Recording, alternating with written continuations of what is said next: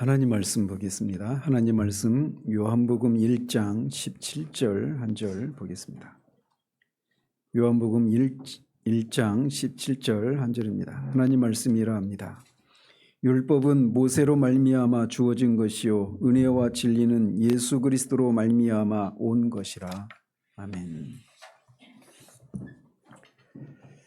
네, 우리는 계속해서 요한복음 1장 17절에 머물러 있습니다. 제 마음에서 좀 계속해서 좀 갈등도 좀 있는데, 어쨌든 우리가 이 요한복음 1장 17절이 가지고 있는 이 중요성을 우리가 좀 간과하는 그런 경향이 있습니다. 왜 이렇게 요한복음 1장 17절에 머물러 있느냐? 이것은 이 17절을 온전히 이해하는 것은 요한복음뿐만 아니라 복음과 기독교적인 삶 전체를 이해하는 데 있어서 결정적인 열쇠를 제공하는 그런 구절이기 때문에 그렇습니다. 이 세상과 모든 사람이 가지고 있는 가장 큰 문제는 하나님이 그분의 아들이신 우리 주 예수 그리스도 안에서, 그리고 그분을 통해서 하신 일이 무엇인지를 알지 못하는 것이다 라고 할 수가 있습니다. 교회의 본질은 바로 그 사실, 즉 하나님이 우리 주 예수 그리스도 안에서 그를 통해서 하신 일이 무엇인가를 사람들에게 알리는 것, 그것이 교회의 본질이라고 할 수가 있습니다. 지금 우리나라는 온통 정치적으로 혼란을 겪고 있는 그런 시기입니다. 그런 시기임에도 불구하고 우리가 사람이나 시사적인 것들이 아닌 하나님에 대해서 이야기하고 우리와 우리의 구원을 위해서 인간이 되신 하나님의 아들에 대해서 이야기하는 것이 교회다운 것이라고 할 수가 있습니다. 저는 굉장히 우리나라 교회가 너무나도 정치적인 이런 쪽으로 흔히 좌파든 우파든 이런 정치적인 것들에 대해서 많이 치우쳐져 있고, 그런 사람들이 좀 어떤 기독교를 대표하는 것처럼 보여지는 이런 현상이 굉장히 우려스럽습니다. 나중에 이제 로마서 강해도 하면서 말씀을 드리겠지만, 로이드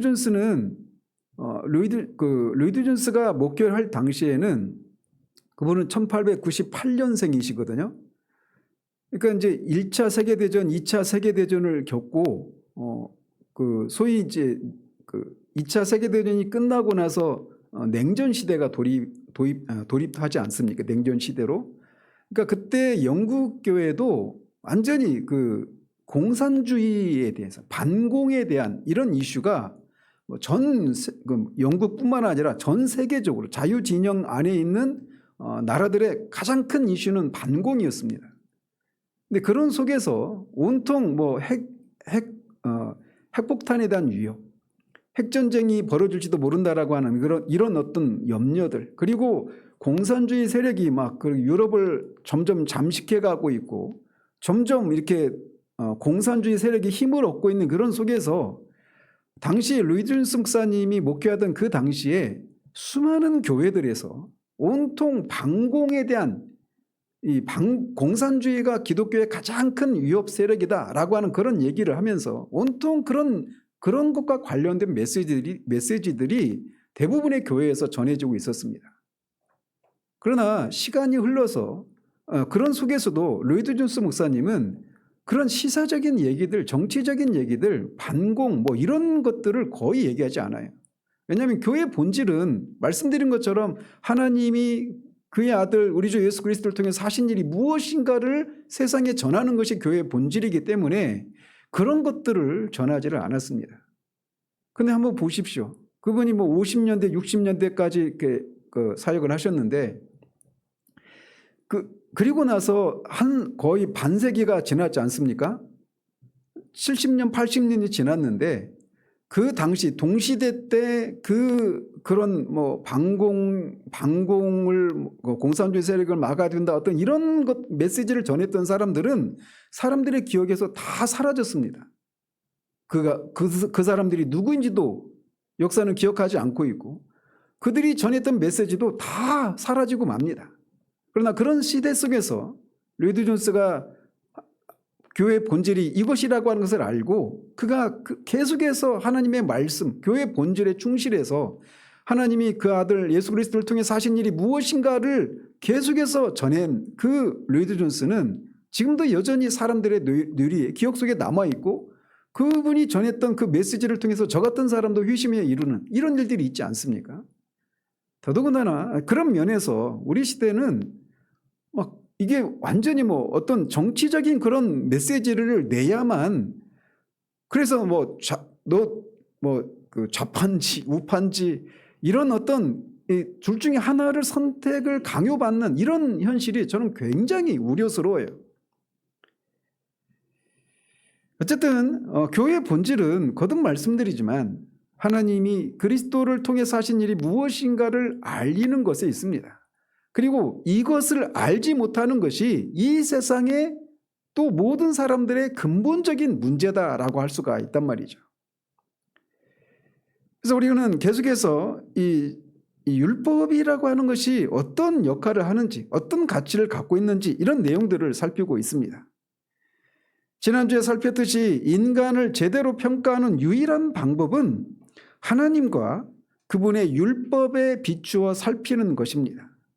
문학도 예술도 철학도 인간의 본질에 대해서 어느 정도 희미한 빛을 제공하지만 그런 것들은 인간이 하나님으로부터 은혜의 구원을 받을 필요가 있다라고 하는 것을 알려주는 데까지는 가지 못합니다. 오직 율법만이 하나님의 율법만이 모든 인간이 하나님으로부터 구원을 받을 필요가 있는 존재라고 하는 것을 알려줍니다. 철학이나 어떤 윤리나 이런 것들은 도덕적으로 선하고 모든 사람들한테 칭찬을 받는 사람들은 비껴갑니다. 그런 사람들은 자신이 구원이 필요하다고 하는 사실을 알지 못해요. 철학이나 문학이나 이런 걸 통해서는 자신이 구원받을 사람이라고 하는 것을 알 수가 없단 말이에요. 그러나 율법은 모든 사람을 정죄합니다. 모든 사람이 죄를 범하며 하나님의 영광이 이룰 수가 없다. 하나님을 찾는 자도 없고 모든 사람이 의인은 없나 이제 하나도 없고 하나님을 찾는 자들이 없고 모든 사람이 하나님 앞에 심판을 받아 마땅한 죄인이라고 하는 것을 밝히는 것 이것이 율법이 하는 일이에요. 율법의 역할 중에 하나가 바로 이렇게 우리가 누구인가를 알려주는 일이라고 하는 것을 지난주에 말씀을 드렸습니다. 특별히 도덕적으로 선한 사람들까지도 모두가 구원을 필요로 하는 존재라고 하는 것을 충분히 깨닫게 해주는 것은 오직 하나님의 율법밖에 없다고 말씀을 드렸습니다. 기록된 형태의 율법은 시내산에서 하나님께서 모세를 통해 이스라엘 백성에게 처음으로 주셨지만 사실은 율법은 하나님이 인간을 창조하실 때 이미 그 첫사람의 마음에 심어 놓으셨다라고 말씀드렸습니다. 그렇지만 인간이 타락하고 죄를 짓고 반역하면서 율법을 잊어버리고 율법에서 떠나버렸기 때문에 하나님은 모세를 통해 십계명의 형태로 다시금 그 사실을 명확하게 상기시켜주는 것이 이 모세를 통해서 하나님이 율법을 주신 의미라고 말씀을 드렸어요. 다시 말씀드리지만 율법의 목적과 율법의 역할 그리고 그것의 중요성 그리고 율법과 우리와의 관계 이것을 모르면 그런 율법 앞에 율법과 우리와의 관계 사이 속에서 그리스도께서 하신 일의 그 가치를 그 은혜를 우리가 제대로 알 수가 없습니다. 율법이 먼저 와서 하는 일을 모르면 은혜도 제대로 알 수가 없습니다. 즉 다른 말로 율법의 정죄를 받아본 자만이 주 예수 그리스도 안에 있는 하나님의 은혜에 대해서 감사하고 제대로 기뻐할 수 있는 거예요. 또한 우리는 그리스도인이 성화를 이루어가는 데에도 율법이 필요합니다. 죄의 깊이를 모르면 은혜의 기이함과 영광을 제대로 알 수가 없어요. 그런데 죄의 깊이와 본질을 보여주는 것이 바로 율법입니다. 율법은 죄의 문제를 피상적으로만 다루지 않습니다. 세상 사람들이 생각하는 그런 식으로만 다루지 않아요. 사기를 치고 간음을 하고 살인을 하는 이런 것을 지은 경우에만 죄인이라고 말하지 않아요. 그 마음의 동기까지 그 안에 있는 생각까지 들춰내는 것이 율법입니다. 오늘날 교회에서 회복되어야 될 것이 바로 이거예요. 그러니까 사람들이 다 하나님의 말씀을 들으면서도 저 말씀은 내가 아니라 다른 사람이 들어야 돼. 집에 있는 우리 남편이 들어야 돼. 우리 자녀가 들어야 돼. 이런 식으로 자신을 비켜가는 식으로 그런 말씀을 듣고 있는 것이 우리들의 현실이란 말이죠. 사람들로 하여금 하나님 앞에서 자신이 구원의 은혜가 필요한 사람이라는 것을 깨닫도록 하는 율법의 일은 반드시 필요한 일입니다. 그래서 로마서 강요하면서도 계속 말씀드렸지만 율법의 작용, 청교도들의 그 설교의 특징은 율법의 작용이에요.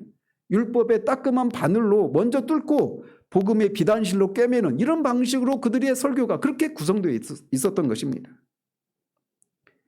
자, 그런데 율법은 단지 교회에서만, 기독교인들에게만 필요한 것이 아니라는 겁니다.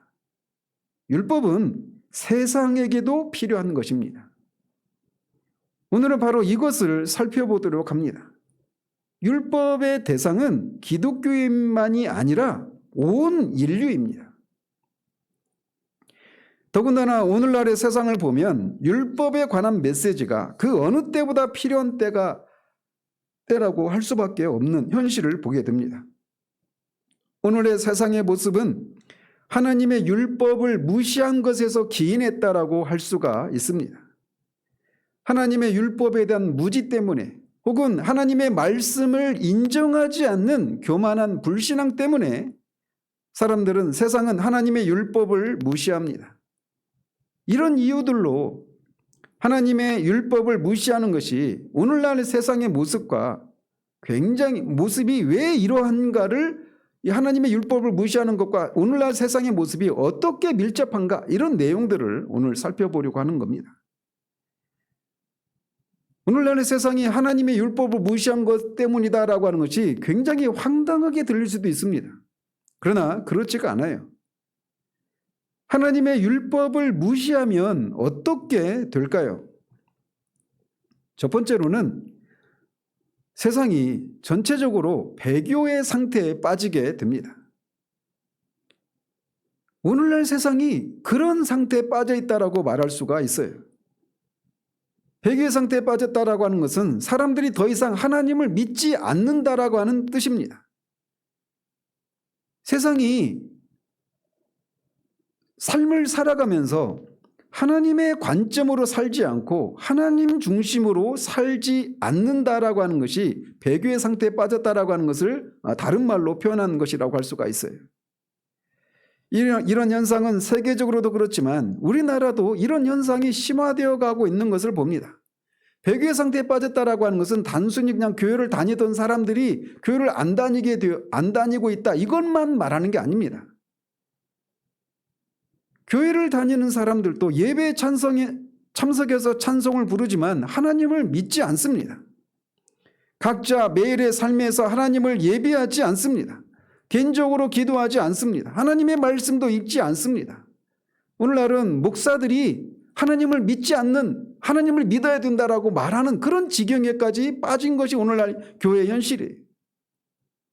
교회에 다니는 사람들의 형편이 이렇다면 세상은 얼마나 하나님 없는 삶을 살아가고 있을까요?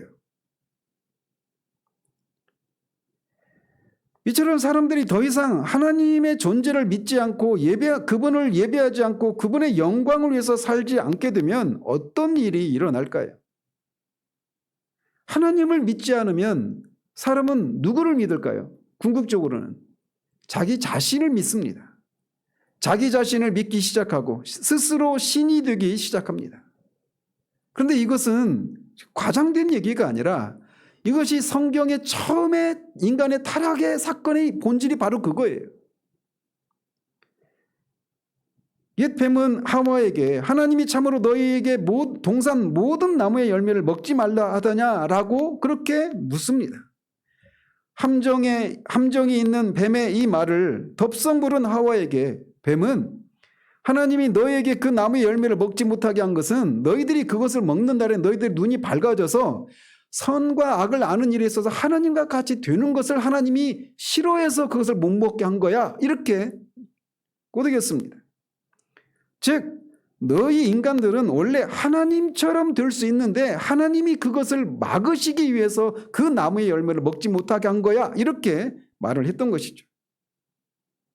마귀는 언제나 하나님과 피조물인 인간과의 구별을 없애고 그 경계를 허물려고 시도를 합니다. 이 최초의 타락 사건 이후에 인류 역사 속에서 마귀는 늘 하나님이 세우신 질서와 구별을 허물고 없애려고 시도합니다. 하나님과 피조물 사이에 있는 구별, 그리고 피조물들 사이에 있는 구별, 이거를 없애려고 하는 것이 마귀의 이 시험의 본질이에요.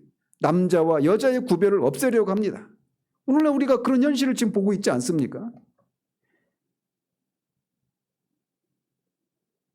그 첫 시도가 하와에게 하나님이 금하신 나무의 열매를 먹고 너희도 하나님이 될 수 있다라고 하는 시험이었어요. 신이 죽었기 때문에 스스로 삶의 주인이 되어서 모든 규범과 속박을 벗어서 그렇게 자신의 주체적인 삶을 살아가는 초인이 되라고 하는 니체의 실존주의 철학의 시작은 사실 에덴 동산에서부터 그 기원을 찾을 수가 있는 겁니다. 해 아래 새 것이 없습니다.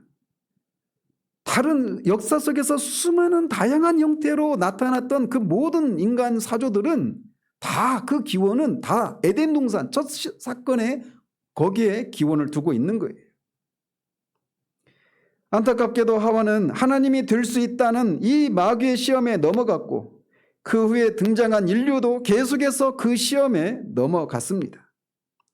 이처럼 인간은 하나님께 복종하기를 멈추는 순간 스스로 신이 되고자 하는 겁니다. 그리고 이것은 지난 인류 역사가 우리에게 보여주고 있습니다. 특별히 19세기, 20세기를 거치면서 특히나 이제 이 소위 1968년인가요? 물고기 자리에서 물병 자리 시대로 넘어가는, 그래서 새로운 시대가 되었다라고 하는 뉴 에이지 시대가 도래했다라고 말하는 이 우리 살고 있는 시대가 이 점성술학자들에 의하면 물병 자리 시대거든요. 물병 자리 시대의 특징은 뭐냐면 인간의 이 존재가 최고조에 이르는 그런 시대가 된다라는 것입니다. 인간이 인간이 될 수 있는 최고의 존재가 되는 것, 그게 뭡니까? 이게 신이에요. 신이 되는 겁니다. 우리가 살고 있는 시대는 그런 시대예요, 지금. 오늘날에는 이제 그런 시도도 하죠. 인간의 뇌에 이 AI를 접목해서 뉴럴링크라고 하는 것을 통해서 인간이 그런 면에서 신이 되고자 하는 것. 이거는 다양한 형태로 나타나지만 그 기원은 에덴 동산에 두고 있는 겁니다. 이렇게 모든 인간이 스스로 신이 되고자 한다면 그 결과는 궁극적으로 신들과의 충돌로 이어질 수밖에 없습니다. 신이라고 하는 본질은 자기 이외에 다른 똑같은 존재를 두지 않는 거예요. 자기가 최고가 되고자 하는 것이죠. 모든 신은 최고의 자리에서 모든 것을 지배하고 싶어 합니다. 모든 권력자들은 절대 권력을 꿈꿉니다. 심지어 어린아이에게도 이런 절대적인 이런 폭군과 같은 모습이 드러나죠. 모든 것을 자기 중심적으로 제멋대로 하고 싶어 합니다. 어린아이들이 태어나는 순간 어린아이가 그 한 가정의 중심이 되어버려요. 자신의 뜻대로 다른 사람들이 들어주지 않으면 땅에 들어눕고 떼를 씁니다. 그리고 자신의 잘못을 꾸짖으면 엄청 화를 내요. 이게 어린아이들에게서 드러나는 겁니다. 훈육을 받는 것을 극도로 싫어합니다. 이것이 바로 죄의 결과입니다. 어떤 기질의 문제가 아니라 모든 인간의 본질이에요. 이런 모습은 개인뿐만 아니라 집단 속에서 또 국가 간에도 나타납니다. 노사 갈등, 남녀 갈등, 지역 갈등, 서로 다른 정당 지지자들 사이에 일어나는 갈등과 혐오, 세대 간의 갈등, 국가 간의 갈등과 같은 분쟁은 겉으로는 다양한 표면적인 이유들이 있지만 궁극적으로는 이 모든 다툼과 갈등의 그 궁극적인 문제는 영적인 문제예요. 신학적인 문제입니다. 즉 전적으로 죄 때문에 일어나는 거예요. 야고보는 너희 중에 다툼이 어디로부터 나느냐라고 물은 다음에 너희 지체 중에서 싸우는 정욕으로부터 나는 것이 아니냐라고 묻습니다. 정욕이 개인들 간의, 집단 간의, 국가 간의 전쟁의 원인이고 자부심과 자기 숭배가 그 정욕을 만들어내는 겁니다.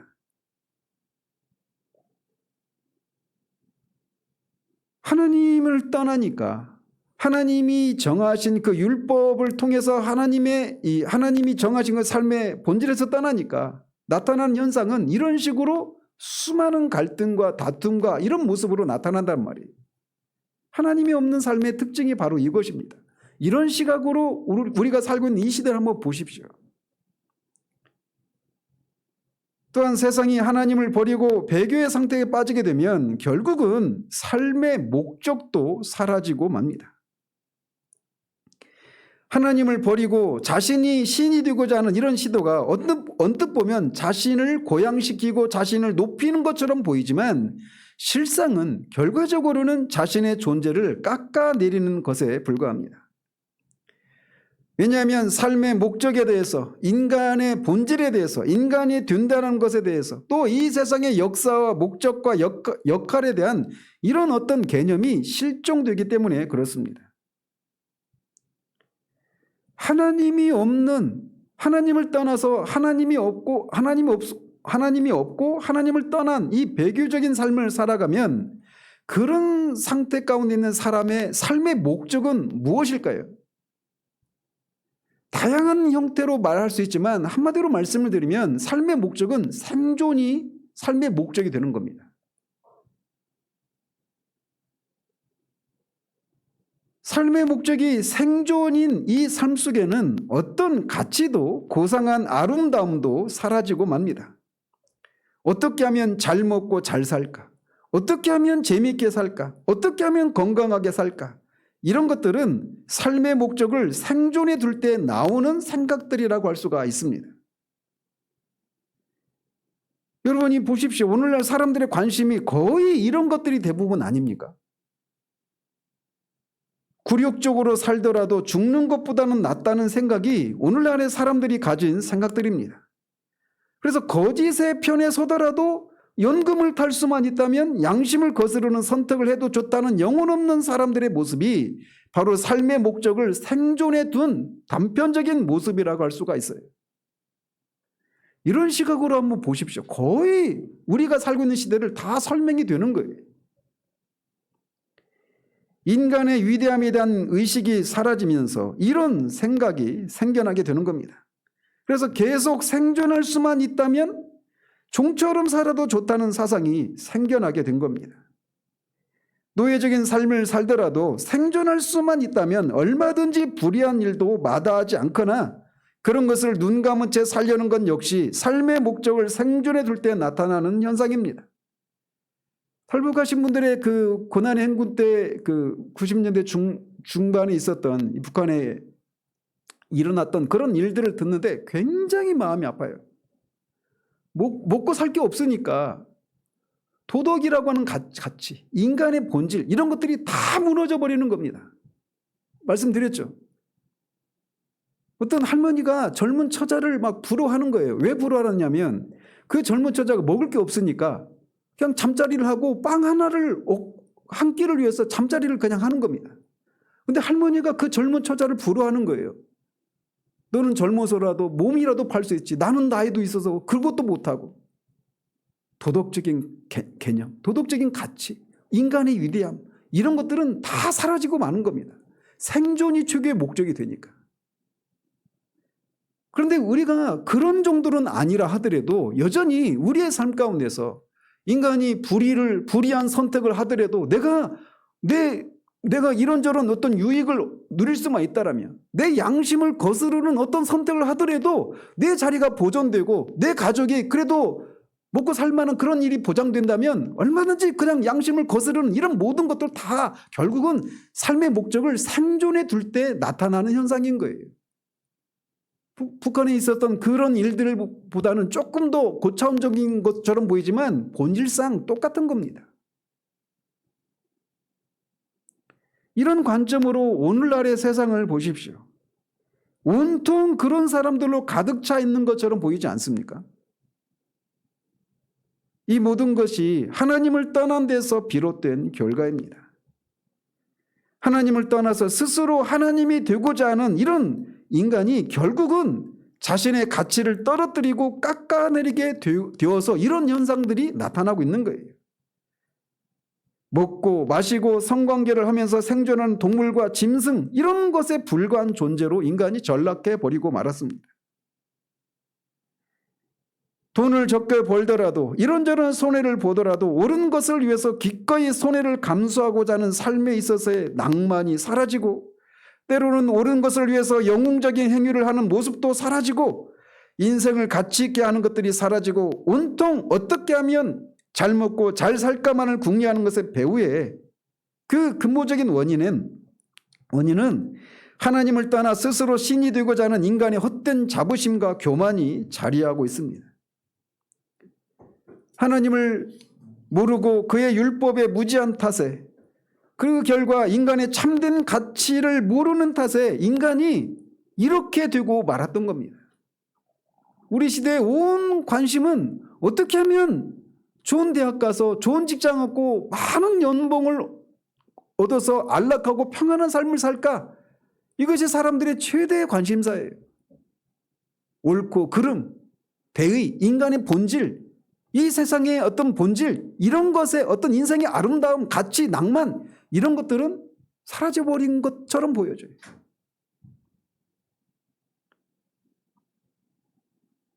하나님을 떠나면 삶의 목적이 이렇게 생존이 삶의 목적이 되고 맙니다.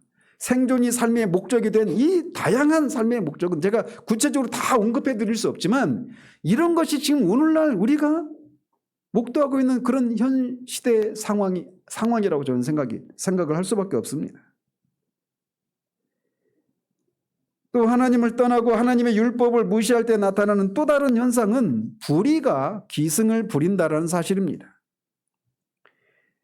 불의와 하나님을 떠나는 것이 무슨 상관이 있느냐라고 생각할 수 있는데, 로마서 1장 18절에 하나님의 진노가 불의로 진리를 막는 사람들의 모든 경건하지 않음과 불의에 대하여 하늘로부터 나타나나니 라고 말합니다. 경건하지 않음은 불의에 앞섭니다. 불의가 나타나는 것은 먼저 경건하지 않음이 있기 때문에 불의가 나타나는 거예요. 도덕과 신앙의 분리는 불가능합니다. 경건과 도덕은 분리될 수가 없습니다. 우리가 살고 있는 이 시대를 이해하려면 이것을 알아야 합니다. 한 개인, 한 교회, 한 사회, 우리나라 전체 사회, 세상을 보는 눈도 바로 여기를 이런 관점으로 보면 세상이 왜 이러한가라고 하는 것을 우리가 이해할 수 있어요. 그게 옳다라는 얘기가 아니라 이래서 그렇구나라고 하는 그런 이해를 가질 수 있단 말이죠. 바른 이해가 있어야만 바른 처방이 따라 나오는 것입니다. 사람들의 모든 경건하지 않음과 불의에 대하여 경건하지 않음이 먼저입니다. 그 결과 하나님을 경외하지 않고 하나님을 떠난 결과 불의가 기승을 부리는 거예요. 오늘날 그런 면에서 보면 오늘날 사람들의 비극은 성경을 너무 모르는 데 있습니다. 성경 안에는 인간 사회의 모든 것에 대한 어떤 원리가 들어 있습니다. 우선적인 원리들이 성경 안에 들어 있습니다. 따라서 성경을 알지 않고는, 그리고 성경이 제시하는 원리를 따르지 않으면 한 개인도 한 사회도 도덕적인 혼란에 빠지게 되는 것은 필연이라고 할 수가 있습니다. 성경의 원리를 거부한 채 교육과 문화를 통해 인간의 필요를 충족시키고 더 나은 사회를, 더 나은 개인을 이룰 수 있다고 하는 것은 성경의 원리에 따르면 불가능한 그런 생각입니다. 무엇보다도 절대적인 기준이 없기 때문에 그런 것은 이루어질 수가 없어요. 자, 이렇게 하나님도 몰아내고 또 하나님의 율법도 몰아낸다면 이제 사람들은 무엇을 기준으로 살겠습니까? 앞에서도 말씀드린 것처럼 각자의 의견이, 각자의 생각이 기준이 되고 맙니다. 각자의 소견에 옳은 대로 내가 보기에 그게 옳고 내가 보기에 그게 가치가 있다고 생각하면 그대로 살아가는 거예요. 그러니까 모든 옳고 그름의 기준은 내가 되는 겁니다. 다른 말로 내가 신이 되는 것이다, 이 말과 같은 개념인데, 생각해 보십시오. 사람들이 모두 자기 소견에 옳은 대로 살면 그 사회가 온전한 사회가 될 수 있겠습니까? 사사기 시대로 회귀하는 것입니다. 당시 이스라엘에 왕이 없으므로 자기 소견에 옳은 대로 살았던, 종교적으로 도덕적으로 극도의 문란하고 혼란한 그런 시대가 사사시대 아닙니까? 그런 시대로 회귀하는 거예요.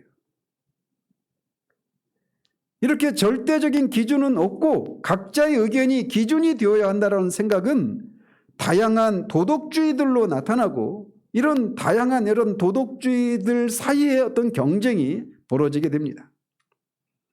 그래서 어떤 사람들은 쾌락주의가 기준이 되어야 한다라고 주장합니다. 쾌락주의는 쾌락이 중요하고, 그래서 우리는 모두 즐겁게 살아야 되고 우리는 행복을 위해서 살아야 된다라고 가르칩니다. 행복해지려고 예수 믿고 구원받은 거 아니냐 이렇게 말할 수 있는데, 거듭 말씀드리지만 행복은 구원의 그 목적을 따라 살면 자연스럽게 부수적으로 따라오는 것이지, 행복이 목적이 되어서는 안 되는 겁니다. 구원의 목적은 무엇입니까? 거룩해지는 거예요. 내가 거룩하니 너희도 거룩해라. 그래서 이 쾌락주의에 따르면 우리에게 즐거움을 가져다 주는 것이면 옳은 겁니다. 그 자체가 하나님의 뜻에 부합하느냐 아니냐 이것에 따라서 옳고 그름을 나누지 않고, 그것이 나에게 행복을 가져다 주면, 나에게 즐거움을 가져다 주면, 나에게 정신적인 육체적인 쾌락을 가져다 주면 그게 옳은 것이 되는 거예요. 또 어떤 사람들은 공리주의 원칙이 기준이 되어야 한다라고 주장합니다. 그래서 어떤 것이 좋은가 나쁜가 옳은가 그른가를 따지는 대신 그것이 효과가 있는가, 그것이 많은 사람들에게 유익한가, 이것이 옳고 그름의 기준이 되는 거예요. 최대의 다수의 최대 행복, 이 공리주의 핵심 캐치프레이즈 아니에요? 다수의 사람들에게 유익한가, 이것이 옳고 그름의 기준이 됩니다. 태아를 낙태하는 것을 통해서 더 많은 사람이 유익하다면 낙태는 더 이상 죄가 아닙니다. 안락사도 마찬가지고, 나치 치하에서 장애우들을 가스실에서 죽이는 것들, 열등한 민족인 유대인들을 죽이는 것을 통해서 세상이 좀 더 나아지고 유익하다면 그런 것을 하는 것은 옳은 행위가 되는 것입니다. 공리주의는 전혀 성경적이지 않은 반성경적이고 매우 위험한 사상입니다. 이 공리주의의 변형이 소위 편의주의라고 하는 거예요. 이 신념을 옹호하는 사람들은 마찬가지로 절대적인 기준은 없다라고 주장합니다. 무엇이 효과가 있는지, 무엇이 유익한지, 무엇이 효율적인지, 이것이 옳고 그름의 기준입니다. 그래서 목적이 수단을 정당화한다라고 말을 합니다. 그래서 목적이 바람직하면 어떤 수단을 사용해도 정당하다라고 그들은 주장해요. 목적이 수단을 정당화한다면 힘이 정의가 됩니다. 그렇지 않겠어요? 니체 철학이나 사디스트라는 말이 있죠. 이 사디스트는 마르크 드 사드라고 하는 사람의 이름에서 나온 사상이에요. 그래서 그 니체 철학이나 이 마르크 드 사드의 사디즘도 이런 생각의 연장입니다. 내 힘으로 원하는 목적을 이룰 수만 있다면 얼마든지 수단과 방법을 가리지 않고 그렇게 해도 된다라는 것입니다. 히틀러가 이 사상을 받아들여서 나치 파시스트 독재를 행사했던 겁니다. 이런 생각의 끔찍한 결과에 대해서는 익히 우리가 알고 있는 거예요. 편의주의는 파시즘의 철학입니다. 그래서 어떤 체제가 옳다고 판단된다면 그 체제를 강제하고 그것에 반대하는 사람들은 다 누구를 막론하고 처단하고 죽여도 된다라고 하는 생각이 바로 이런 생각에서 나오는 거예요. 체제를 유지하기 위해서 거짓말과 속임수도 불사할 수 있고 폭력도 불의한 행위도 얼마든지 할 수 있습니다. 그래서 나치 치하에서 공산주의자들, 유대인들, 노조, 가톨릭 교인들을 그렇게 죽이고 그 나치차에서 1,100만이 넘는 민간이 전쟁으로 인해서 죽은 사람들이 아니라 순전히 그냥 이 나치가 지향하는 그 체제에 반대하는 또는 거슬린다고 생각하는 이런 사람들을 무려 1,100만 명이나 죽였습니다. 근데 그 일을 97%의 기독교인 그 나치차에서 기독교인이 97%였어요. 이게 얼마나 무시무시한 일입니까? 편의주의는 이렇게 무섭습니다. 그런데 저는 우리나라에서 이런 것을 봅니다.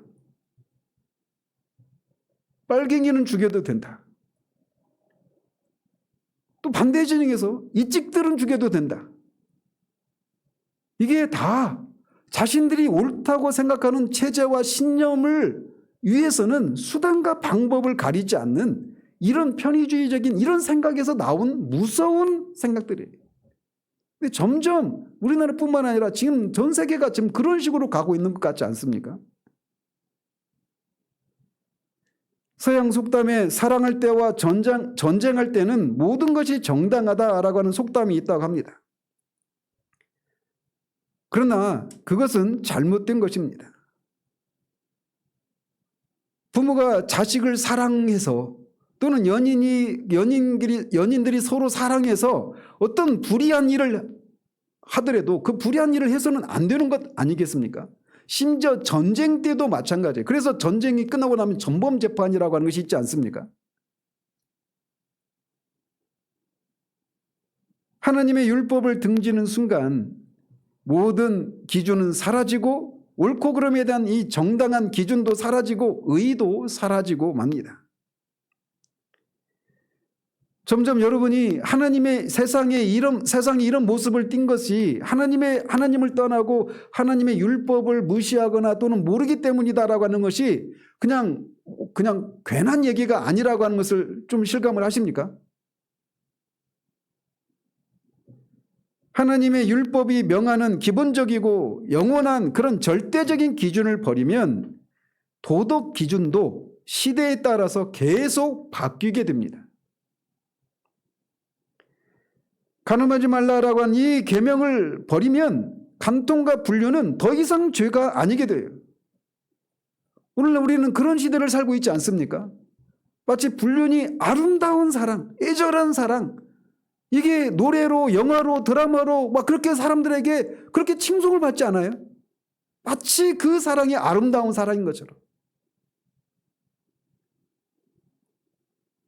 이전에는 이런 것을 그런 간통이나 이런 것들이 죄라고 헌법에도 명시됐는 이런 걸 다 무너뜨려 버리는 겁니다. 오늘날의 도덕성은 사회 곳곳에서 옛날보다 현저하게 낮아져 가고 있는 것을 봅니다. 예전에는 입에 담지 못했던 죄들이 이제는 자랑스러운 것이 되어가고 있는 것으로 보여져요. 하나님의 율법을 피하는 순간 각자 개인적으로도 다른 기준을 갖게 될 뿐만 아니라 공적인 기준 또한 바뀌게 됩니다. 세대마다 각자 무엇이 옳은지에 대한 기준이 점점 낮아지는 것을 보아요. 대중 매체를 보면 이런 변화를 우리는 확연하게 느낄 수가 있습니다.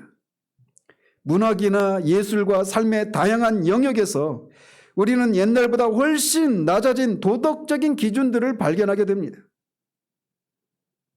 드라마나 영화나 이런 쪽에서 노출과 성적인 이런 것들이, 이런 묘사들이 옛날과 너무나도 달라진 것을 보지 않아요? 옛날에는 그런 것들이 금기시되고 타부시되었던 것들이었지만 이제는 아니라는 겁니다. 이 기준이, 도덕적인 기준이 세월이 흘러가면서 점점 세대마다 달라져가는 이 현상들이란 말이죠. 불륜이나 동성애와 관련된 것들이 들어있지 않으면 영화는 절대로 흥행할 수 없습니다.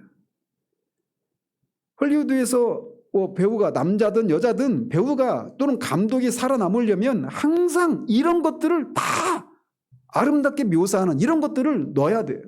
이걸 거부한다. 그러면 더 이상 그는 배우로서 감독으로서 활동을 할 수가 없습니다.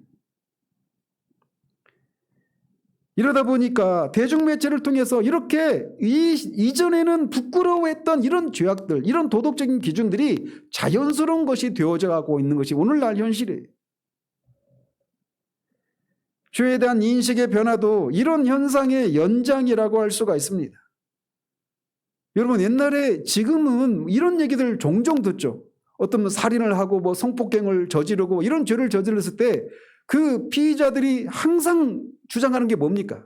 우리 시대는 심신미약 상태에서 그런 일을 했다, 이렇게 얘기하지 않아요? 정신적으로 온전하지 않고 정신과 치료를 받고 있어서 이렇게 했다, 이런 것이 오늘날 중요한 어떤 양형의 기준이 되고 있지 않습니까? 옛날에는 이런 것들이 없었어요. 법정에서 의료 전문가나 심리치료사가 중요한 결정권을 가지고 있는 시대가 우리 시대입니다. 의사의 소견에 따라서 양형이 현저하게 달라집니다. 그래서 그런 전문적인 그런 증인이 출두해서 이 사람은 책임이 없습니다, 의식적으로 알고 한 일이 아닙니다 라고 말하거나, 원래 이 사람이 이렇게 태어났기 때문에 어쩔 수 없이 이런 짓을 한 것입니다, 어린 시절에 부모로부터 학대를 받고 사랑을 받지 못해서 이런 어려움에 빠졌습니다, 이렇게 말합니다. 서양에 비하면 이런 현상이 우리나라에서는 상대적으로 덜하다고 할 수 있지만 세상은 이미 이런 방향으로 흘러가고 있어요. 사람들은 죄의 개념을 제거해 버렸고 이제는 범죄에 대한 개념까지 제거하고 있습니다. 몇 년 전에 미국에서도 BLM이라고 하는 거 있었죠. Black Lives Matter. 그러니까 흑인을 이렇게 검거하는 과정에서 과잉 진압하는 과정에서 죽은 일이 있었잖아요. 그래서 어떤 스포츠가 축구나 어떤 스포츠 경기 하기 전에 항상 그렇게 무릎을 꿇고 그렇게 막 이렇게 기념하는 이런 게 지금 몇 년째 계속 되고 있잖아요. 범죄에 대한 개념이 바뀐 현상 중에 하나가 그거예요. 그러니까 그 자체가 옳다라는 얘기를 하는 게 아닙니다. 과잉 진압하면 안 되죠. 그런데 그 과잉 진압 당했던 사람이 절동가 하다가 그랬잖아요. 그 사람이 저지른 죄는 없는 겁니다. 그리고 그것을 항거하기 위해서 약탈을 하고 방어를 하고 이것은 처벌하지 않아요. 소위 PC주의라고 하는 것, 나중에 이제 그런 걸 말씀드리겠지만 정치적인 올바름이라고 하는 것, Politics Correctness를 해서 PC주의라고 말을 하는데, 오늘날 이런 것들이 완전히 도덕의 기준, 범죄의 기준, 죄의 기준, 죄의 어떤 기준, 이런 것들이 다 무너져 버렸어요. 그 결과는 완전한 불법과 혼돈입니다. 이것이 오늘날 우리가 세상에서 보여지고 있는 이런 모습들인데, 이런 것들이 뿌리를 거슬러 올라가면 세상이 하나님을 떠나고 하나님의 율법을 버린 결과 이런 모습이 나타나고 있단 말이죠. 그런데 안타깝게도 세상이 율법을 무시하도록 조장해온 복음주의자들이 많이 있다라고 하는 사실입니다. 우리나라에도 몇백만 권이 팔렸다고 제가 알고 있는데, 긍정의 힘, 잘 되는 나, 이런 책의 저자 조엘 오스틴이나 로버트 슐러는 이 크리스탈 처치라고 LA에 있는 아주 수만 명이 모이는 교회, 거기도 교회라고 부를 수 있을지 모르겠지만 아무튼 교회라고 불러요. 이런 사람들이 그런 대표적인 사람들이라고 할 수가 있습니다. 그들은 이제 율법은 설교하지 말아라, 사람들을 정죄하거나 비난하지 말고 그리스도께 나오도록 초청만 해라, 긍정적인 메시지만 전하고 적극적인 그런 사고를 전해야 한다, 이렇게 주장합니다. 이런 사람들의 교회라고 부를 수 있을지 모르겠지만 아무튼 교회라고 하니까 그런 사람들의 교회에는 수만 명의 사람들이 몰려들고 있습니다. 제가 알기로 조엘 오스틴의 이 교회라고 불리는 거기에 4만 명 이상이 모인다고 제가 알고 있어요. 이런 양적인 성공을 근거로 오늘날의 교회는 율법의 작용이라고 하는 것을 인정하지 않고 있는 현실을 봅니다. 그게 그냥 그 사람들의 교회에서만 나타나는 것이 아니라 우리나라에도 마찬가지예요. 그런 교회들에서 들리는 설교는 온통 낙관적이고 부드러운 설교들로 가득합니다. 율법을 폐함으로 현대의 혼돈을 야기하는 이런 세상의 경향을 복음주의자들이 오히려 방조하고 조장하고 있다고 할 수 있는 부분이 바로 이겁니다. 오늘날의 교회는 율법의 방식처럼 율법은 이렇게 해라, 이렇게 하지 말라, 이렇게 구체적으로 설교하고 선포하죠. 명령하죠. 그런데 오늘날 설교는 그렇게 해서는 안 된다라고 가르칩니다. 저도 신대원 때 설교하기에 대해서 그렇게 배웠어요. 그런 방식보다는 이렇게 저렇게 하는 것이 더 낫지 않겠습니까? 라고 권해야 된다고 가르칩니다. 율법의 방식대로, 선포식으로, 그런 명령의 형태로 그렇게 선포하면 안 된다라고 말합니다. 금지를 명령하는 것, 금지 명령과 또 이렇게 세세하게 지시를 하는 이런 모든 원리가 교회에서뿐만 아니라 우리 이 시대의 모든 사회 영역 속에 그렇게 들어가 있어요. 아까도 말씀드렸지만 아이들을 훈육하는 방식에도 이런 게 들어가 있습니다. 우리 시대의 부모들은 하나님보다 더 지혜로운 것처럼 보여요. 인간을 창조하신 창조주보다 오늘날의 교육을 받은 이 지성인들이라고 자처하는 사람들이 더 지혜로운 것처럼 보여요. 아이들은 사랑으로 해야지 훈육의 방식으로 아이들을 다 가르치면 안 된다. 이것이 오늘날 우리들이 살고 있는 이 시대의 풍조 아닙니까?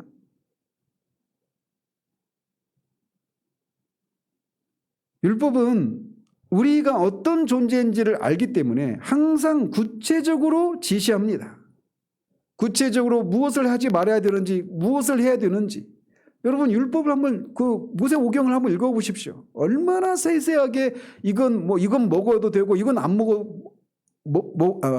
먹지 말아야 되고 먹는 것부터 그 모든 세세한 것들에 대해서 하나하나 그렇게 구체적으로 금지 명령을 내리거나 또는 세세하게 이렇게 구체적으로 명령을 내리고 있지 않습니까?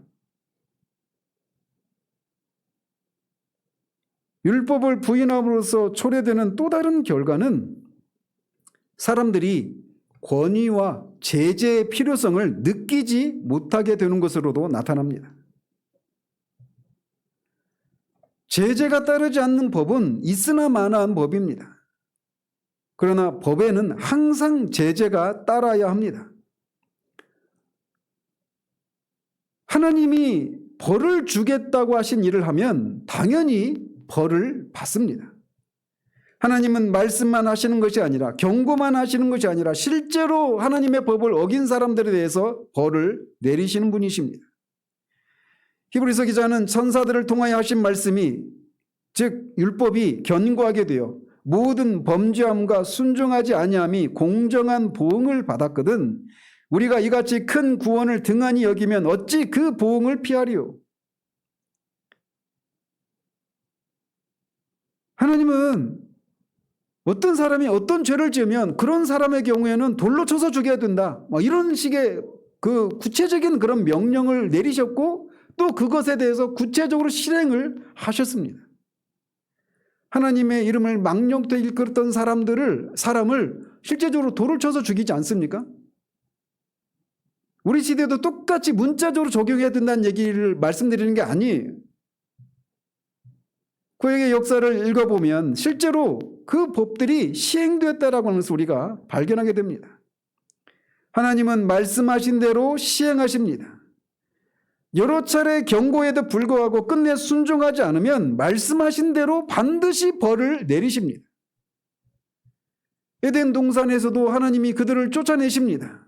온정주의에 입각해서 그냥 그들을 불쌍하다고 하면서 그냥 그들을 품지 않으셔요. 하나님은 죄를 지은 것에 대해서 반드시 벌을 내리십니다. 이스라엘 백성들, 하나님의 백성들, 하나님의 이름이 걸려있는 이스라엘 백성들임에도 불구하고 그들이 거듭해서 패역한 길을 가고 하나님의 말씀에 순종하지 않자 그들을 바벨론으로 쫓아내버리십니다.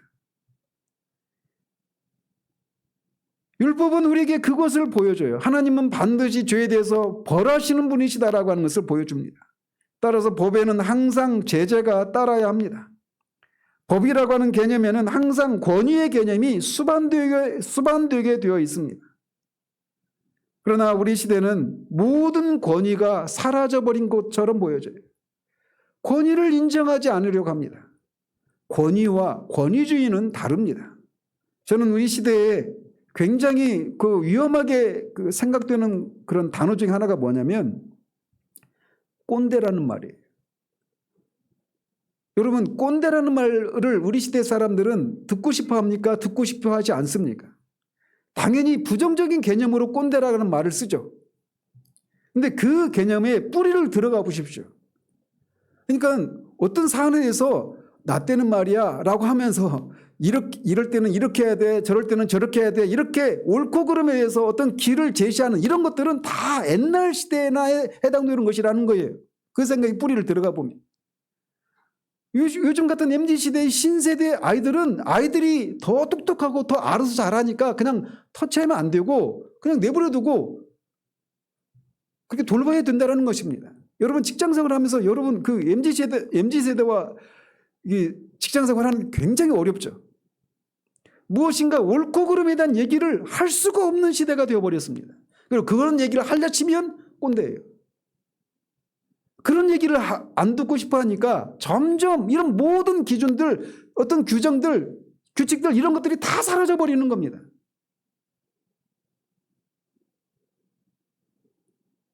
법은 기본적으로 제재와 어떤 권위를 가지게 되어 있어요.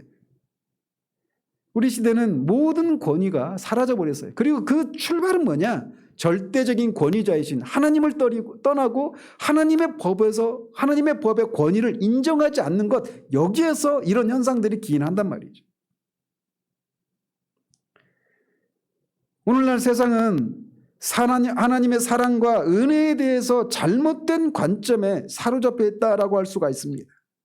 그래서 17절 전반부는 망각하고 율법은 모세로부터 왔고 모세에게 주어진 것이고 라고 하는 이 부분은 망각하고 후반부인 은혜와 진리는 예수 그리스도로 말미암아 온 것이라 라고 하는 것만 강조하고 있는 것처럼 보여집니다. 오늘날 사람들은 그리스도만 전하십시오. 율법 얘기는 그만하십시오. 율법은 구약시대나 해당되는 시내산에 그런 불붙는 시내산에서 막 호통하고 피에 굶주려 있는 그런 신을 섬겼던 그런 시대나 해당되는 것이지 오늘날의 시대는 맞지 않다. 이런 생각을 합니다. 하나님과 그의 의와 거룩함에 대해서 죄는 반드시 벌하신다는 그의 결정에 대해서 잘못된 개념을 가지고 있는 세상은 인간의 본성에 대해서도 잘못된 개념을 가지고 있습니다.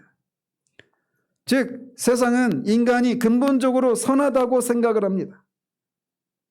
우리가 살고 있는 시대가 그런 것 아니에요. 아이들을 훈육하고 이런 것을 하지 말라는 겁니다. 우리 시대 사람들은 죄에 대한 성경의 가르침을 좋아하지 않고 죄를 고백하는 찬송도를 조롱하기도 합니다. 앞에서 언급했던 조엘 오스틴이나 로버트 슐러나 이런 사람들, 그리고 이런 사람들의 영향을 받은 한국의 대부분의 목사들이 이런 생각을 가지고 있어요.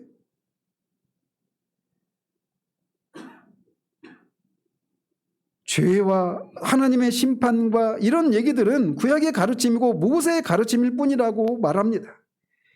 은혜와 진리는 예수 그리스도로 말미암아 온 것이라고 하는 이 말씀을 보십시오. 인간은 본질적으로 선하다라고 말합니다.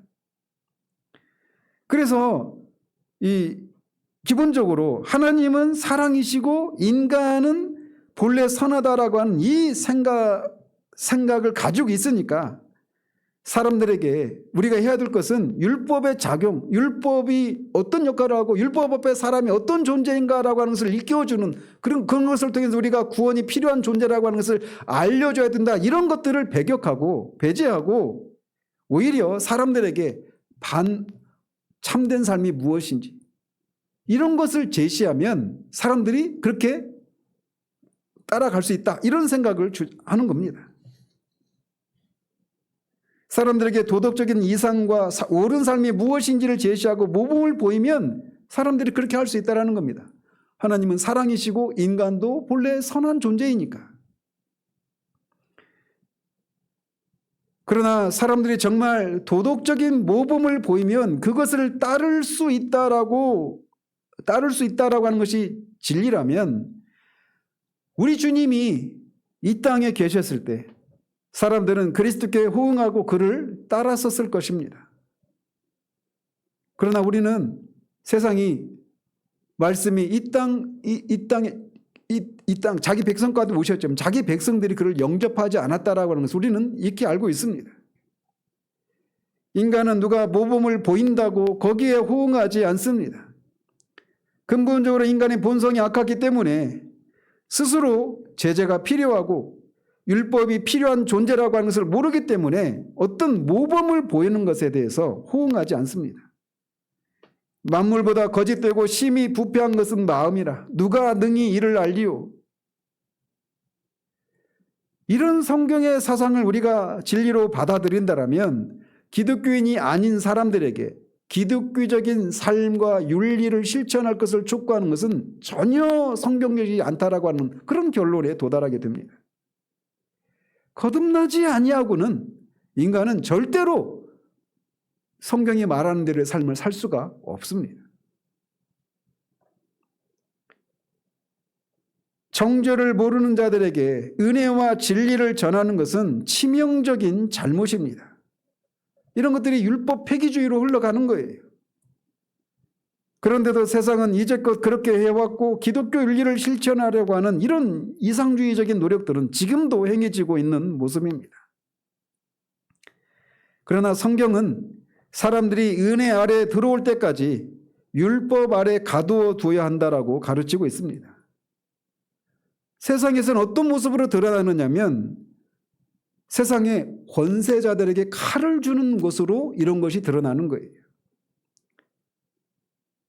만약에 세상에 정부가 있고 정부의 칼을 그런 공권력이라고 하는 칼을 주어지지 않으면 주어지지 않은 채 사람들로 하여금 이렇게 사는 것이 옳은 것입니다. 이렇게 사는 것이 의로운 것입니다. 라고 하는 삶의 모범을 제시하면 사람들이 다 거기에 따라 그렇게 호응하면서 살아갑니까?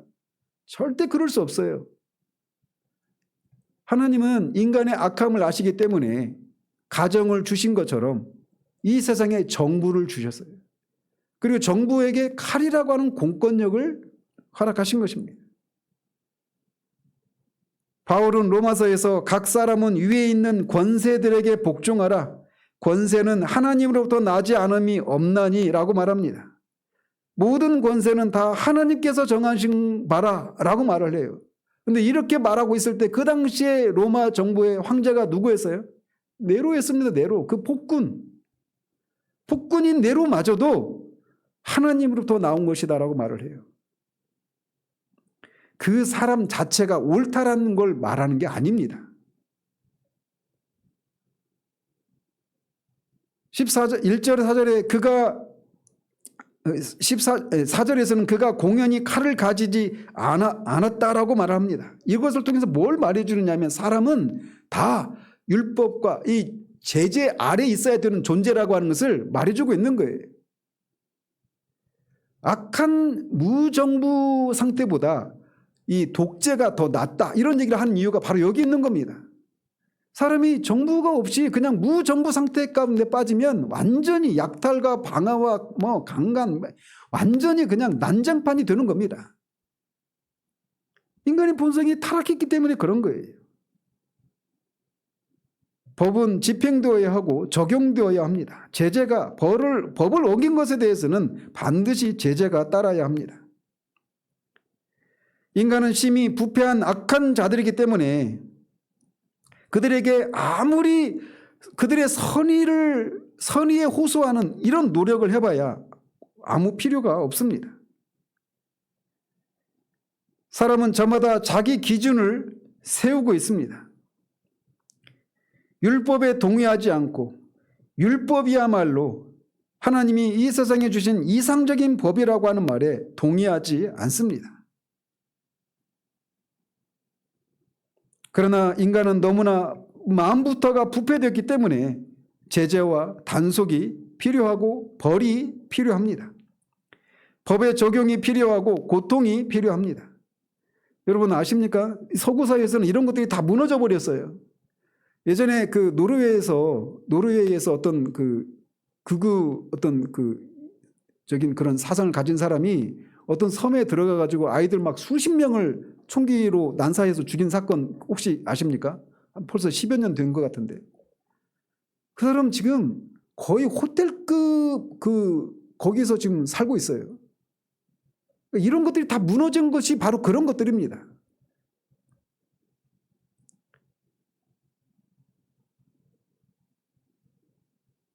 인간에게는 이런 인간이 타락한 존재이기 때문에 이런 권세가, 법이, 제재가, 법을 어긴 것에 대한 벌이 필요한 거예요.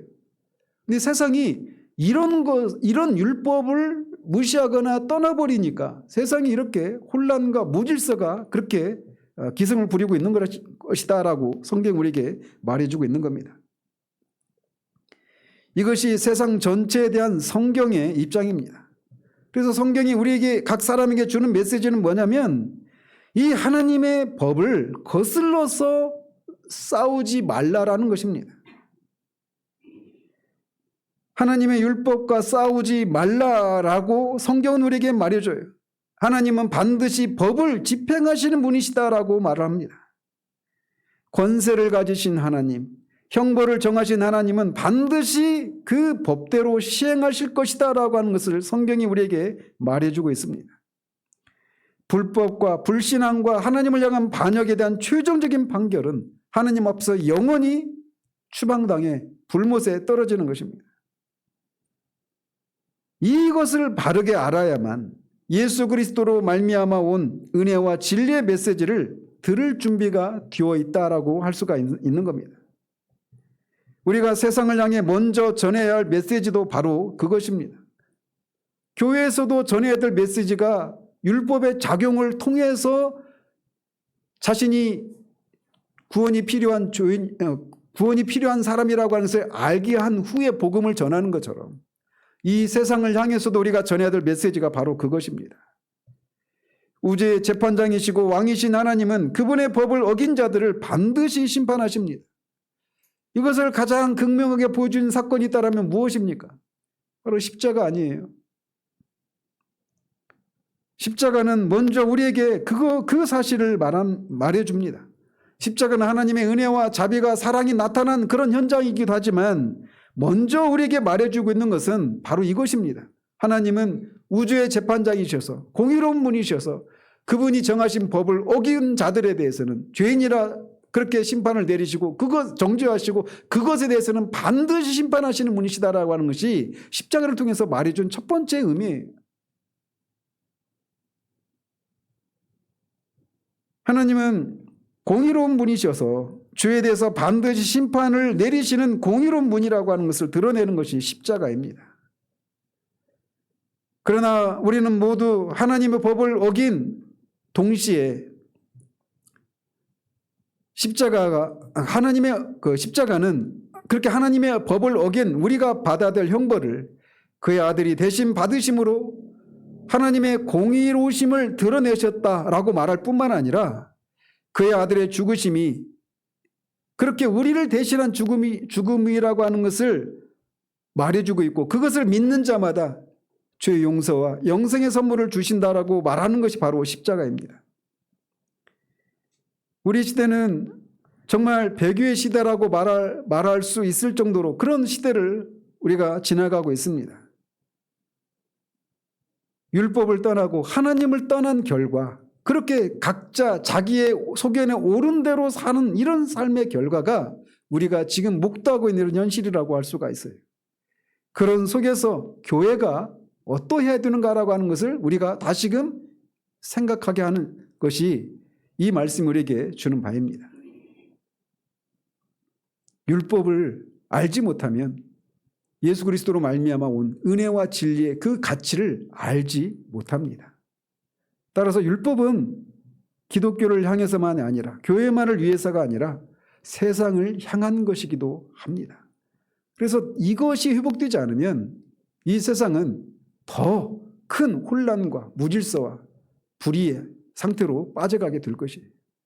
그 일에 교회가 정말 깨어있기를 정말 소망합니다. 기도하겠습니다. 하나님 아버지, 이 세상에 오늘날 보여지고 있는 이런 다양한 모습들이 궁극적으로는 하나님의 존재를 인정하지 않고 하나님의 율법을 무시하고 하나님의 율법을 떠나서 다 각자가 소견에 오른 대로 그렇게 산 삶의 결과라고 하는 것을 이 아침에 살펴봅니다. 하나님, 정말 우리 시대는 온통 쾌락이, 행복이 삶의 기준이 되어 있고 삶의 목적도 정말 위대하고 가치가 있는 이런 것들이 아니라 온통 생존이 목적이 되어버린 그런 삶을 살아가고 있는 모습을 봅니다. 목적이 정당하면 그것을 수단과 방법을 가리지 않고 행할 수 있다라고 하는 생각이 참으로 온갖 폭력과 하나님 참으로 불법을 아무런 죄의식도 없이 버젓이 행하고 힘을 가진 자가, 목소리 큰 자가 이기는 그런 참으로 시대를 우리가 살고 있습니다. 아버지 하나님, 이런 현상의 배후에 교회가 그 책임이 있음을 봅니다. 하나님이 율법을 주신 것은 우리로 하여금 하나님의 구원이 필요한, 우리가 구원이 필요한 죄인이라고 하는 것을 깨닫고 그리스도께로 피하도록 하기 위해서 우리 율법을 주셨는데, 하나님, 그래서 사람들에게 그리스도의 은혜의 복음을 증거할 수 있도록 그것에 앞서 율법의 작용이라고 하는 것, 율법의 일이라고 하는 것을 통해서 정말 사람들이 구원을 필요를 알게 하는 그 일을 게을리한 결과 율법의 가치를 온전히 알지 못하고 교회가 그것들을 실천해 가지 않는 것을 인하여서 오늘날 세상이 이 모양이 되었음을 봅니다. 하오니 하나님, 우리를 용서해 주시고 다시금 이 시대의 교회가 율법의 참된 가치를, 그 본질을 알고 그 하나님이 주신 그 용도에 따라 바르게 율법을 사용할 수 있는 그런 교회들 될 수 있도록 도와주시옵소서. 그래서 정말 교회가 실로 세상의 빛이요 소금이라고 그렇게 주님이 부르셨던 그 부르심에 합당한 그런 모습이 되어줄 수 있도록 하나님 우리를 새롭게 해주시기를 원합니다. 예수 그리스도 이름으로 기도합니다. 아멘.